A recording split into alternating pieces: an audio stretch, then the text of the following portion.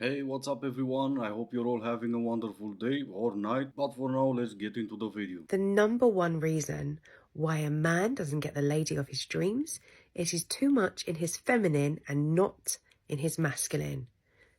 Take the statement, I just want to be friends with you. A feminine man would see this as a rejection instead of seeing it as an opportunity and celebrating the fact that she wants him in her life. Gratitude will get you everywhere, my love. So if you're grateful, my gosh, this lady wants me in her life, I'm going to show up as a masculine, safe man.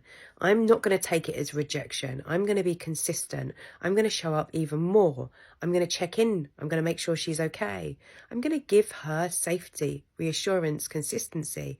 I'm going to say I'm going to be in her life, whether or not I'm a friend, whether or not I'm a lover, whether or not I'm a partner, because the feminine always tests the masculine. And my love, the masculine man gets the lady.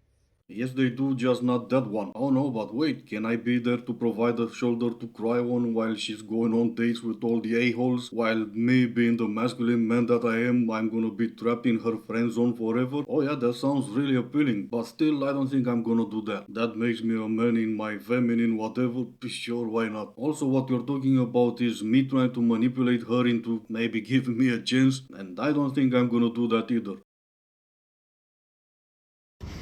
If you can't handle me when I'm broke, then you don't deserve me when I have $32. No, I don't. Now, what is the type of career that pays you in once? She has to be a lawyer or a doctor for sure.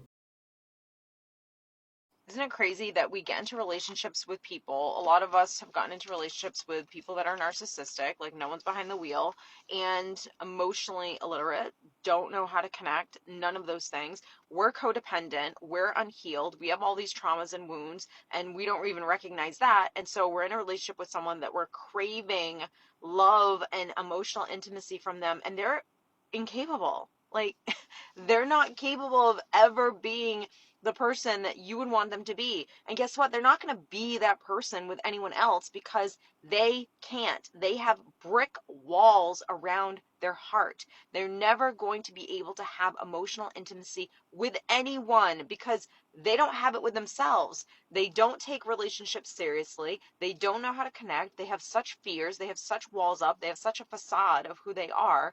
And this is how they will live their life forever. Yeah, alright, I'm done. Isn't it crazy to think that every relationship you've ever been on was with a narcissist? I know it's a popular belief on TikTok, but in reality, they are not that many. I think it was one of you guys in the comments that said they make less than 1%. And yet every TikToker in the history of ever only dated narcissists. When would be the right time to look back at your relationships and say, okay, maybe that one, but the other one, no, that was me. That was all me. If your answer is never, that is not the right answer. What's the worst date you've ever been on? We went on 2 dates. First date was really nice. Second date, I think both of us just knew like this was going to be the last time we saw each other. Like not even in a bad way. It was just like we could tell the energy was not going to be like a long-term thing. We never talk again. Literally no hard feelings. Fast forward maybe a month and we're at Bounce because we're 23 and we're at Bounce on a Saturday. Like I see him in the crowd and again, we have mutual friends and nothing bad happened. And I really friendly. I'm like, "Hey," deadpans me. Like as though he had never met me in my entire life. I'm shocked, and I'm also the type of girl where like if you give me an inch to overthink, I'm gonna take a mile. Yeah. So like even though nothing even really happened and I could have just let it roll off my shoulders, I was like, damn, like now I'm sad. And like I wasn't crying in the club, but I was tearing up in Bounce. Hours go by, he comes up to me and he's like, "I am so sorry. That was my identical twin brother." And he had no idea who you were. And I had no idea he had a twin. I guess I just like fully freaked out his twin brother acting like I knew him. Yeah. However, they definitely still live in New York, both brothers. So I see them from time to time, but I don't know which one it is. Who's who? I don't know who's who. And either way, like we're not close enough like that for me to be like, hi again. Yeah. I think that honestly they're both married too. So very happy for them. Did you guys ever talk again? No. Well, at least you fully understood the second question. First one completely flew over your head. She didn't ask for your life story. She asked what was your worst date. The narcissist getting a new supply is one of the greatest things that can happen to you after you finally escape them, and I'll tell you why. Firstly, it is because they are now finally preoccupied with somebody else that they don't have as much time. They've still got time because narcissists use people to regulate their emotions. Yeah, I'm gonna go with you. I have no idea what you're talking about. I'll read the comment she was responding to and I'll let you decide who has more narcissistic tendencies. That lady said, they married a new supply to hurt me. I could care less. Well, first of all, who's they? All of them? All your exes are married now and they were all narcissists? Or maybe you're just simply insane to even think they married someone else just to get back at you.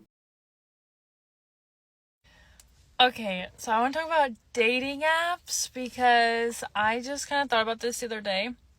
So we all have been on dating apps. If you haven't, I'll tell you a little bit about it. You put your profile and you show what you like, what you don't like, what you want from somebody, what you have, what you don't have.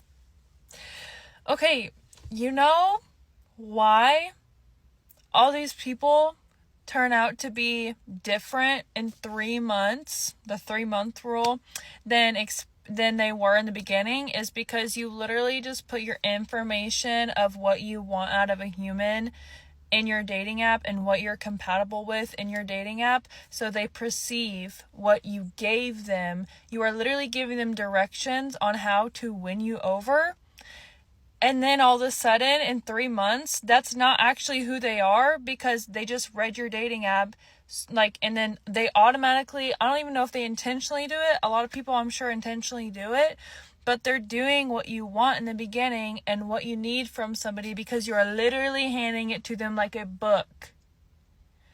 This is my petition to stop dating apps. Okay, 3 things. First, the 3 months rule doesn't exist. It was made up by a Canadian lady alongside the 3 months no kissing rule so she can sell her book to a bunch of women. Second, you don't need to write a book in your dating app's profile. Just say I am insert name and I'm looking for a serious relationship. And third, you don't need a petition to anything. You don't want to be on a dating app, don't be on a dating app.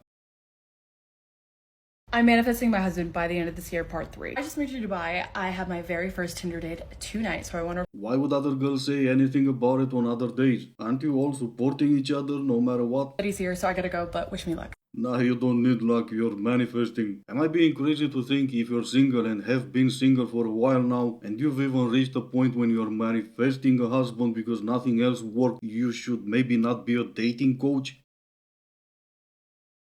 Who do you guys think men hate more?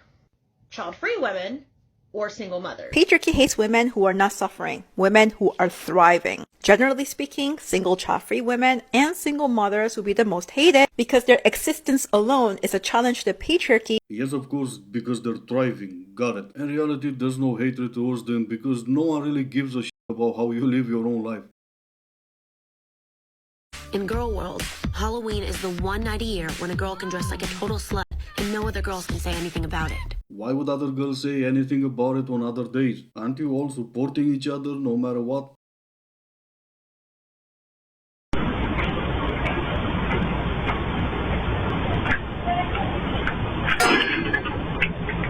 Alright, this is gonna be it for today. As always, I do hope you enjoyed it. If you didn't, I still appreciate you for making it this far. Thank you all so much for watching. Stay safe and I will see you in the next one.